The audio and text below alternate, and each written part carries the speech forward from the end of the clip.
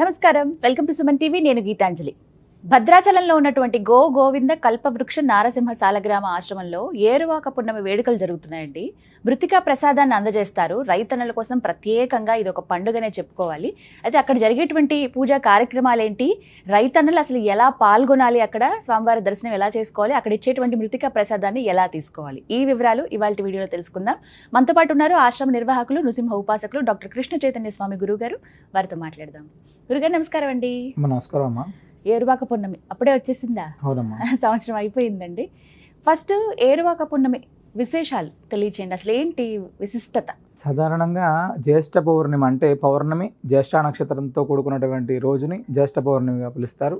అయితే జ్యేష్ఠ పౌర్ణిమ అనేటువంటిది వ్యవసాయ పనులన్నిటి కూడా ప్రారంభం చేసేటువంటి రోజుగా పెద్దల కాలంలో చాలా వైభవంగా ఇది ఒక పెద్ద పండుగలాగా జరిగేటువంటిదమ్మా. అంటే రైతులు చాలా ఆనందోత్సవాలతోటి జ్యేష్ఠ పౌర్ణిమ వేడుకలు చేసుకునేటువంటి వారు. అంటే ఏరువాక పౌర్ణమి వేడుకలు ఆ రోజు మా భూమిని దున్ని వ్యవసాయ పనులు అనేటువంటి ప్రారంభం చేసేటువంటి దాన్ని చాలా అత్యద్భుతంగా జరుగుతుంది.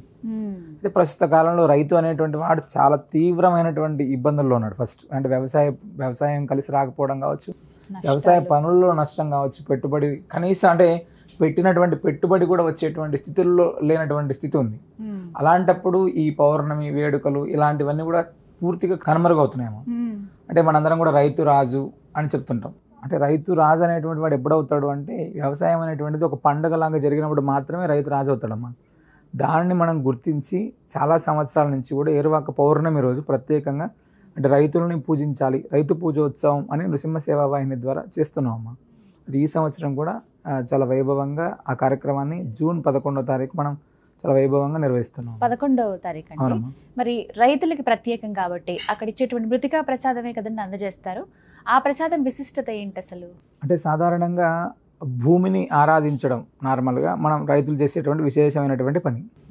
అలాంటిది ఆ భూమి అనేటువంటి దాంట్లోనే వాళ్ళకి చాలా వరకు కూడా కలిసి రాకపోవడం అనేటువంటి జరుగుతుంది. అలాంటి జరగకూడదు అనేటువంటి ఉద్దేశంతో భూవరాహ క్షేత్రాలు అంటే సింహాచలంలో వరాహస్వామి వారి దగ్గర నుంచి ఎక్కడైతే వరాహ క్షేత్రాలు ఉన్నాయో ఆ వరాహ క్షేత్రాల నుంచి మట్టి తెప్పించాము.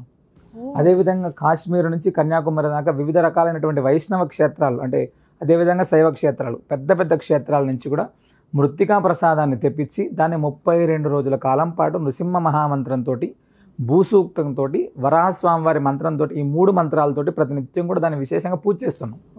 32 రోజుల కాలం పాటు ఋత్వికులు చేస్తున్నారమ్మా. ఆ 32 రోజుల కాలం పాటు చేసినటువంటి తర్వాత జ్యేష్ఠ పౌర్ణిమ నాడు దాన్ని అందరి రైతులకి కూడా ప్రతి ఒక్క రైతుకి ఆ రోజు వరాహస్వామికి సంబంధించినటువంటి హోమం, శ్రీ మహాలక్ష్మి హోమం అంటే భూదేవికి సంబంధించినటువంటి హోమంతో పాటుగా మహాలక్ష్మి హోమం చేసి రైతులందరూ బాగుండాలి. అంటే రైతులు అనేటువంటి వాడి ఇంట్లో అలక్ష్మీ దోషం ఉండకూడదు, వాళ్ళ ఇంట్లో ఎప్పుడు కలిసి రావాలి, దారిద్ర్యం అనేటువంటిది ఉండకూడదు అనేటువంటి సంకల్పంతో మహాలక్ష్మి హోమం, అదేవిధంగా రైతులు బాగుండాలి అనేటువంటి దాంతో ధన్వంతరి హోమాన్ని కూడా మనం చేసి వాళ్ళందరికీ కూడా ఆ ప్రసాదాన్ని అదేవిధంగా ఆ క్షేత్రాల నుంచి తెప్పించినటువంటి తీర్థంతో పాటుగా స్వామివారి అభిషేక జలం అంటే కల్పవృక్ష నరసింహ స్వామివారికి అభిషేకం చేసినటువంటి తీర్థాన్ని కూడా మనం ఆ రైతులకి ఇచ్చేటువంటి ఏర్పాటు చేస్తున్నాం. ఆ రోజు నుంచి ఒక 9 రోజుల కాలం పాటు రోజు ఇస్తారు. అదే రోజు వచ్చితే వాళ్ళు హోమంలో కూర్చోవచ్చు, వాళ్ళు స్వామివారికి సంబంధించినటువంటి ముడుపు కట్టుకోవచ్చు, అక్కడ దీపారాధన చేసుకోవచ్చు, ప్రదక్షిణ చేయొచ్చు. ఇవన్నీ కూడా మనం ఆ కార్యక్రమంలో పాల్గొనడానికి అవకాశం ఉంటుంది. వాళ్ళు అయితే సంప్రదించాల్సిన విధానం అండి, ఆశ్రమానికి సంప్రదించి వాళ్ళు ఆ రోజు ఉదయం అంటే జ్యేష్ఠ పౌర్ణమి రోజు ఉదయం వాళ్ళు అక్కడికి వస్తే అంటే ఉదయం 7:30-8 గంటలకల్లా అక్కడికి వస్తే 11వ తారీఖు స్వామివారికి సంబంధించినటువంటి అభిషేకం అనంతరం ఈ వరాహ స్వామివారికి సంబంధించినటువంటి భూవరాహ హోమం, శ్రీ మహాలక్ష్మి హోమం, ధన్వంతరి హోమం, ఈ 3 హోమాలు ఉంటాయి. ఆ 3 హోమాలను దర్శనం చేసుకుని ఆ రోజు నుంచే ప్రసాదం తీసుకెళ్ళి వాళ్ళ పొలాల్లో ఈ మట్టిని తీసుకెళ్ళి వేయడం, ఆ తీర్థాన్ని తీసుకెళ్ళి ఆ యొక్క పొలాల్లో చల్లుకోవడం అనేటువంటిది చాలా విశేషం. మనం చాలా సంవత్సరాల నుంచి రైతు పూజోత్సవ వేడుకలు చేస్తున్నాం. గత సంవత్సరం వివిధ క్షేత్రాల నుంచి తెప్పించినటువంటి మట్టిని ప్రసాదంగా చాలా రైతులకు కొన్ని వేల మంది రైతులకు ఇచ్చాం. మీరు కూడా వచ్చారు క్రితం సంవత్సరం. అయితే తీసుకున్నటువంటి చాలా రైతుల ఇళ్ళలో మేము ఖచ్చితమైనటువంటి మార్పును చూసామమ్మా. అంటే ఈ సంవత్సరం ఇప్పటికే రైతులు అడుగుతున్నారు, స్వామి ప్రసాదం ఎప్పుడు ఇస్తారు, ఈ మట్టి ప్రసాదాన్ని ఎప్పుడు ఇస్తారు, మేము తీసుకెళ్ళి ఎప్పుడు చల్లుకోవాలని. అంటే సాధారణంగా మేము జాతకం చెప్పేటప్పుడు చాలామంది రైతులు జాతకం కోసం కూడా వస్తుంటారు కదమ్మా. ఆ వచ్చినటువంటి క్రమంలో వాళ్ళు చెప్పేటువంటివి నిజంగా వింటే అంటే మనం సాధారణంగా ఇప్పుడు హోటల్కి వెళ్ళి భోజనం చేసి చాలామంది సగం తిని పడేసేటువంటి వాళ్ళు, అదే కాకుండా ఫంక్షన్స్లో పూర్తి పడేసేటువంటి వాళ్ళు, ఇలాంటివన్నీ గమనిస్తే ఆ రైతులు పడేటువంటి కష్టానికి ఇవన్నీ చూసినప్పుడు చాలా బాధాకరమైనటువంటి అంశం. ఫస్ట్ మా దగ్గరికి తల్లాడ నుంచి ఒక 15 రోజుల క్రితం ఒక ఆడమ వచ్చారమ్మ.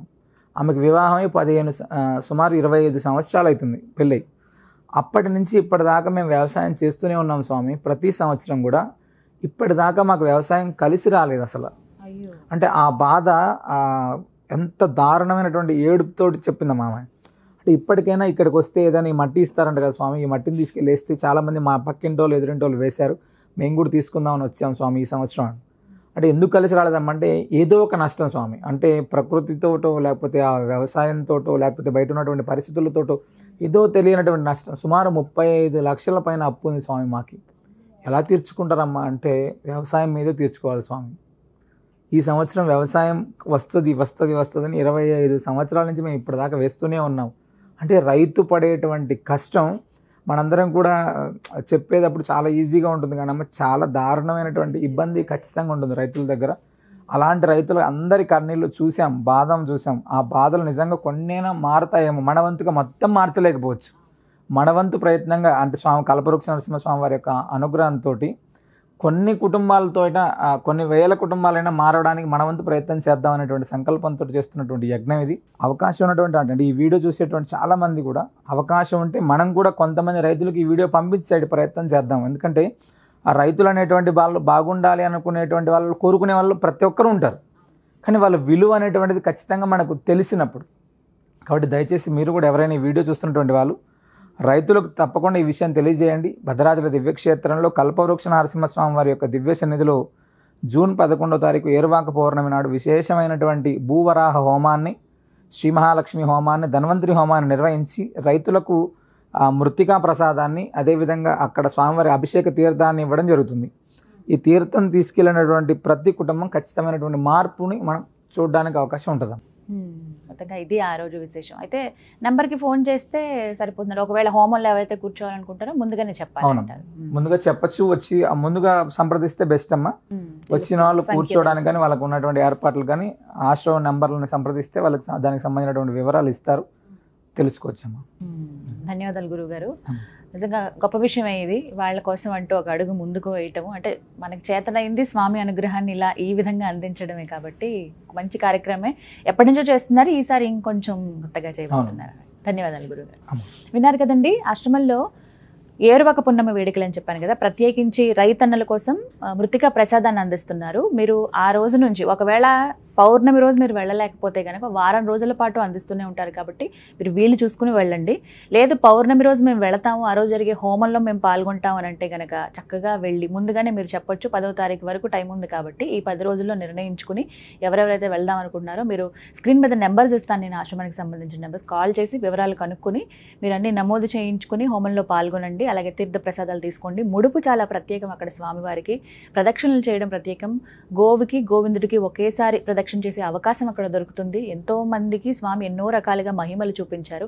ఇన్నేళ్లుగా రైతులుగా మీరు పడ్డ కష్టానికి ఖచ్చితంగా స్వామివారి అనుగ్రహం దొరుకుతుందని భావించి వెళ్ళండి. ఎవరైతే రైతులు మీకు తెలిసిన వాళ్ళు ఉన్నారో వాళ్ళందరికీ కూడా ఈ వీడియోని షేర్ చేయండి.